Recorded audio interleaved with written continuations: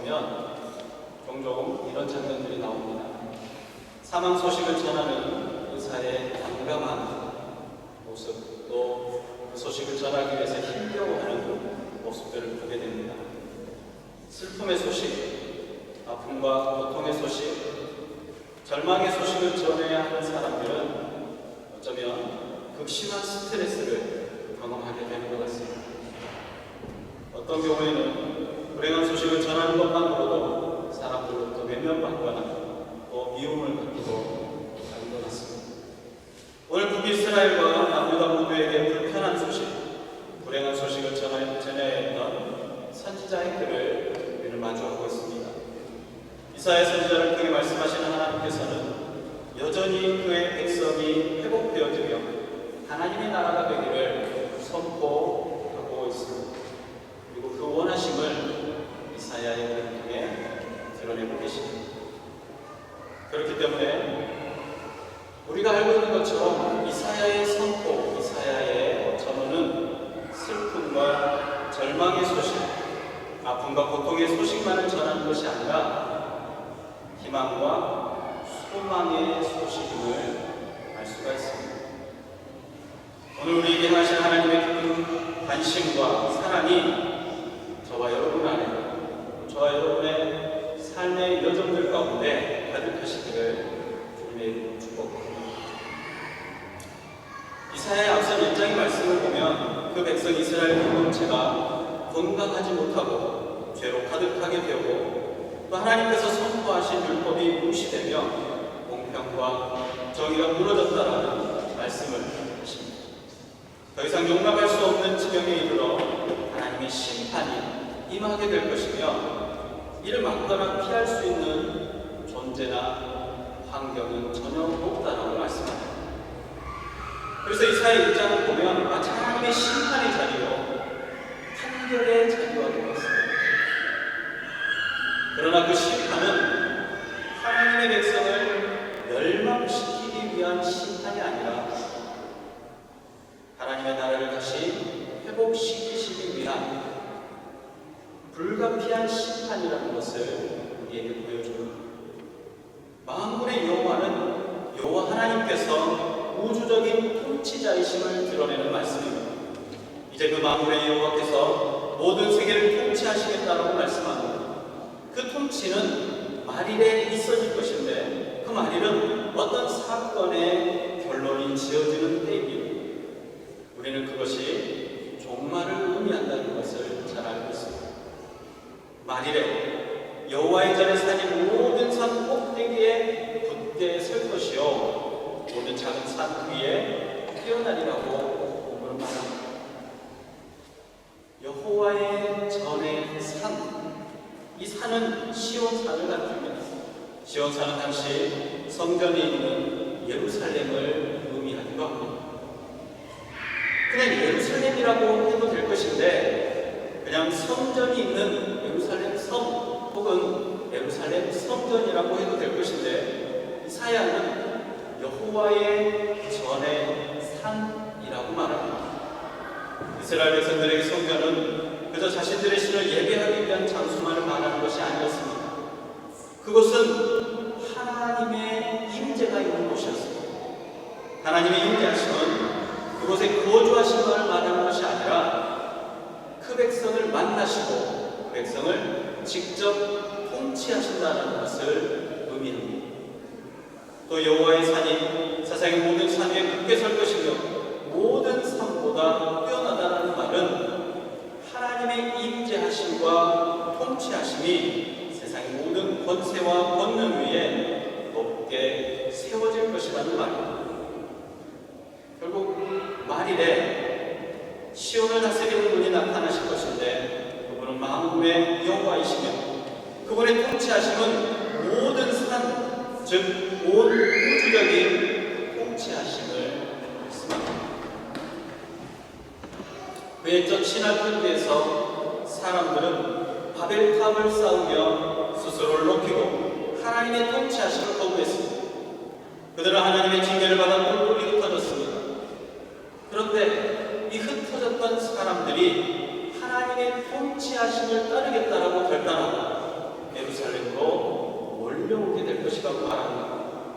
처음 부거짐을 당했던 그 땅 시나로 모이는 것이 아니라 가나안의 예루살렘으로 모이며 그곳에서 회복의 역사가 이루어질 것이라고 말씀합니다. 요한계시록에서도 여러 곳에 시온을 언급합니다. 요한계시록의 시온은 회복되어질 왕국을 표현합니다. 요한계시록 14장에 14만 4천 명의 성도들이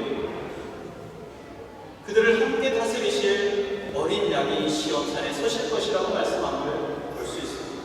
또 21장에서는 마지막 하나님의 나라에 대해서 마찬가지로 하늘에서 내려오는 새 예루살렘이라고 하나님의 나라를 말씀합니다. 구약의 선지자들의 예언에서도 신약 시대에 예수님이 사랑하시던 그 제자 요한의 계시록에서도 만왕의 왕이 되시고 하나님의 통치가 예루살렘을 통해서 이 시온이라고 말하고 있는 하나님의 통치가 이루어지는 곳을 통해서 이루어지게 될 것이라고 말씀합니다. 예루살렘의 통치를 모든 세상의 권세가 우러러보게 될 것이고 세상의 모든 사람들이 예루살렘으로 모여들 것이라고 예언합니다. 마치 다니엘서에 나오는 느부갓네살 왕의 환상과 같이 그 예언이 증명이 되어지고 확실한 현실이 되어질 것이라고 말합니다. 공중에 뜨인 돌이 거대하고 웅장한 신상을 무너뜨릴 것인데 그것은 메시아가 세상의 나라들을 쳐부수고 심판하실 모습을 보는 것과 같습니다. 그런데 그 신상을 무너뜨린 그 돌이 온 세상에 가득하게 될 것이라고 다니엘서에서는 증언합니다. 하나님을 모르는 왕 느부갓네살의 환상을 통해서 만일에 나타날 일을 예언하게 하셨고 그 예언은 메시아의 통치가 모든 세상 가운데 편만하게 될 것임을 증거하고 있습니다. 그 시온의 왕은 하나님의 말씀으로 세상을 다스릴 것입니다. 사람들은 예루살렘으로 모이며 하나님의 절에 이르게 될 것입니다. 그곳에서 통치자 되시는 하나님의 말씀이 모여든 사람들을 교훈합니다. 통치자 되시는 하나님께서는 말씀을 선포할 것이고 그 말씀을 듣기 위해 모여든 사람들은 그 말씀을 따르며 순종함으로 그의 백성이 될 것입니다. 그 백성들이 하나님의 말씀, 율법을 즐거워하며 순종하는 것은 통치자이신 하나님을 경외하고 높여드리는 것입니다. 하나님께서는 성전에 모이면 말씀을 즐거워하고 순종하는 백성들에게 풍족한 것으로 다하시고 평화를 주실 것입니다. 하나님의 통치를 즐거워하고 또 통치자가 주시는 풍성한 수상과 평강을 누리기 위해 사람들은 여호와의 전, 여호와 하나님의 전의 산으로 모여들 것입니다. 그것은 시온이라고도 하며 그것은 예루살렘이라고 했습니다. 이처럼 선지자의 예언은 통치자의 임재와 통치가 모든 만민들로 하여금 하나님의 통치가 이루어지는 이 시온산을 흥보하게 만들고 풍요와 평강의 통치를 즐거워하게 될 것이라고 예언하고 있습니다. 그런데 여기에 한 가지 조건이 있음을 봅니다.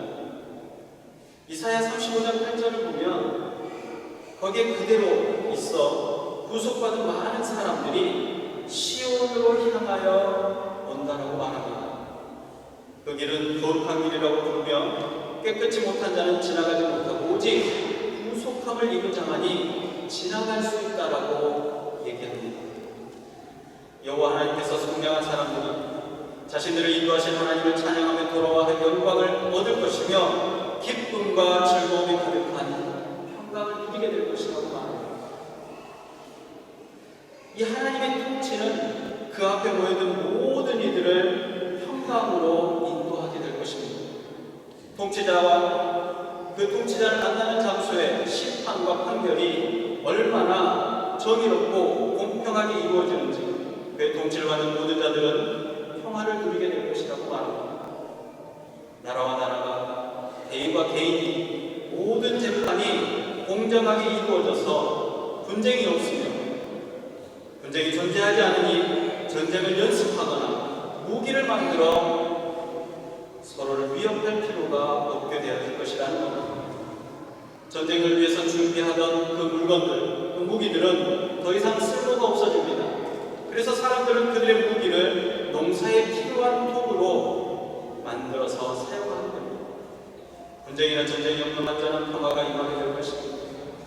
인류의 역사는 전쟁의 역사라고 해도 과언이 아닙니다. 그러나 그 인류가 서로 경쟁하고 분쟁과 전쟁이 끊임없이 반복되어졌던 그 역사에 이사야가 하나님의 부르심을 받았을 때 어떠했는지 또 어떻게 될 것인지를 증언합니다. 그것은 평화요 분쟁이 사라지는 나라입니다. 그런데 사실 이사야가 이 말을 했던 이 당시는 어떻습니까? 이사야가 하나님으로부터 부르심을 받았던 당시에도 이스라엘은 남과 북으로 나뉘어져 있었습니다. 점점 힘이 약강해져서 위협하는 이집트나 페니키아 혹은 아시리아와 바벨론 등의 여러 나라 사이에 존재했던 나라였습니다. 그런 상황에 진정한 평화를 상상할 수 있었겠습니까? 그런데 이사야는 완전한 평화와 완전한 평강을 이야기합니다. 그 완전한 평화와 완전한 평강으로 갈 수 있는 유일한 방법, 하나님께서 인도하시는 그 빛 가운데 걸어 그 인도하시는 길로 행하는 자라야 한다는 것입니다. 이사야 선지자와 아주 유사한 예언을 했던 선지자가 있습니다. 미가 선지자입니다. 미가 선지자의 글을 보면 그 평화가 어떠했는지를 볼 수가 있습니다. 미가서에 보면 이런 말씀이 있습니다. 끝날에 이르러 여호와의 전에 산이 산들의 꼭대기에 굳게 서며 작은 산들 위에 뛰어나고 민족들이 그리로 몰려갈 것이라. 곧 많은 이방 사람들이 가며 이르기를 오라 우리가 여호와의 산에 올라가서 야곱의 하나님의 전에 이르자. 그가 그의 도를 가지고 우리에게 가르치실 것이니라. 우리가 그의 길로 행하리라 하리니 이는 율법이 시온에서부터 나올 것이요 여호와의 말씀이 예루살렘에서부터 나올 것이다.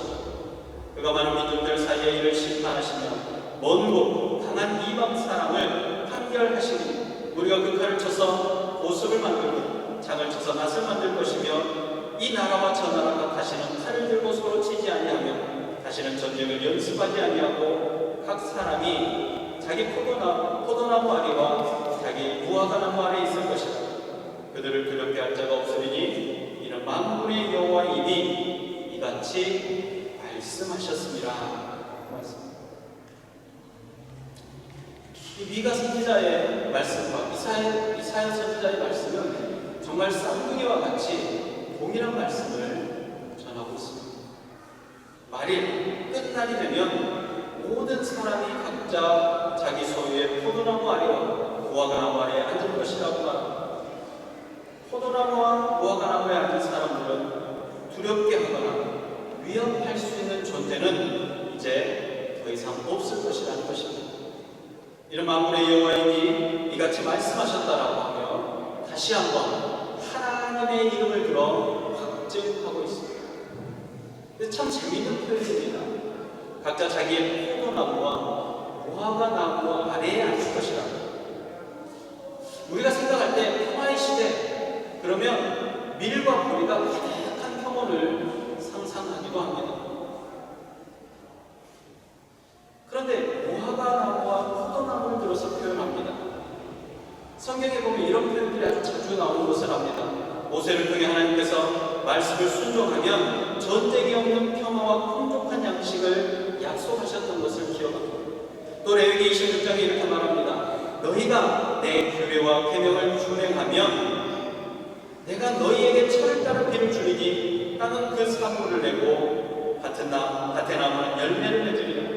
너희의 타작은 포도 딸 때까지 미치며 너희의 포도 따는 것은 파종할 때까지 미치리니 너희가 음식을 배불리 먹고 너희 땅에 안전하게 거주하리라. 레위기 26장 3절부터 5절입니다.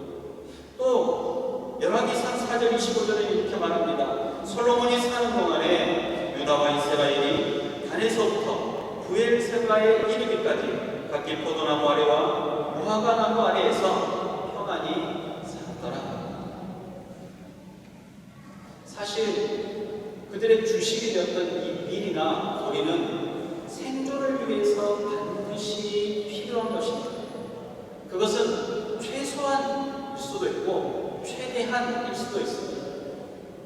그런데 보리와 밀이 아니고 생존의 필요를 넘어서는 그것이 무엇이냐면 바로 포도와 무화과 나무. 포도가 없어도 밀과 보리가 있으면 살 수 있고 무화과가 없어도 밀과 보리가 있으면 살 수 있습니다. 그러나 밀과 보리가 없다는 것은 생존의 최소한의 것이 없다는 것이고 포도와 포도나무와 또 무화과와 무화과나무가 있다는 그 아래 평안하다는 것은 생존의 문제는 더 이상 고민할 문제가 아니라는 것이고 생존의 문제를 뛰어넘는 평강이 그들에게 주어진다는 것입니다. 이것이 바로 미래에 이루어질 나라, 하나님께서 통치하시는 공평과 정의의 나라, 평화와 안식의 나라입니다. 먹고 사는 문제로부터 자유로워지고 평화와 안식이 있는 나라입니다. 이사야 선지자는 바로 그런 나라로 우리를 초대하고 있습니다. 5절의 말씀은 이렇게 말합니다. 오라 우리가 여호와의 빛에 행하자. 모든 사람에게 열려있으며 모든 사람을 초대했지만 그 초대에 응한 사람만이 갈 수 있는 나라, 바로 평화 안식의 나라입니다. 그 나라에 들어가는 순간 통치자의 백성이 될 뿐만 아니라 그가 통치하는 모든 만물을 유업으로 받을 수 있는 자녀가 되는 권세가 주어집니다. 그러기 위해서는 초대해야 합니다. 이것이 유일한 조건인 것입니다. 그분의 백성이요 자녀가 되기 위해서는 빛 안에 거해야 합니다. 바울 사도는 우리를 향해서 빛의 자녀여 어둠에 속하지 않았다라고 말씀합니다. 그리고 우리가 빛에 속하였으니 깨어 정신 차리고 믿음과 사랑에 호신경을 붙이고 구원의 투구를 쓰자라고 말씀합니다. 하나님께서는 모든 성경의 말씀을 통해서 우리를 초대하고 계십니다.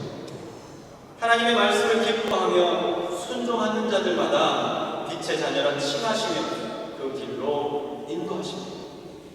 하나님께서 우리의 죄가 얼마나 무겁고 큰지 스스로 도저히 해결할 수 없는 존재인지를 너무나 잘 아셨습니다. 그럼에도 불구하고 생명 있는 동안에 메시아를 소망하게 하시고 예수 그리스도를 만나게 하시며 구원의 주여 온전케 하시는 이심을 고백하게 하십니다. 하나님께서는 빛 가운데로 우리를 초대하셨습니다. 그리고 우리로 빛의 자녀로서 행하기를 촉구하십니다. 세상이 어둡다라는 것은 어두운 조건들, 어두움의 영들, 어둠이 많아졌다는 뜻이 아닙니다. 세상이 어둡다라는 것은 빛이 없어지고 있다는 것입니다. 빛이 없기 때문에 어두운 것이지 어둠이 많아졌기 때문에 빛이 없어진 것이 아닙니다. 그렇기 때문에 예수님께서 우리를 향해서 세상의 빛이 되라고 말씀하셨습니다. 세상 가운데 하나님의 임재하심과 통치하심을 선포해야 할 사역자로 저와 여러분을 부르셨다는 것입니다. 빛이 가는 곳마다 어두움은 사라지게 될 것입니다. 만물의 여호와 하나님의 빛 가운데 거하며 그 빛을 반사하며 세상 가운데 하나님의 나라를 선포하시는 여러분들이 되시기를 바랍니다. 시온에서 선포되어지는 하나님의 말씀에 순종하며 풍요와 평강의 은혜가 넘치시기를 주님의 이름으로 축복하고 기도하겠습니다.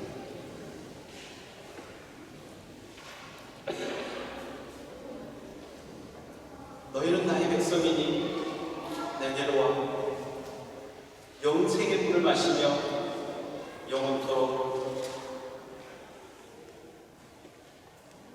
고프지 않은 빵을 먹으라고 하셨습니다.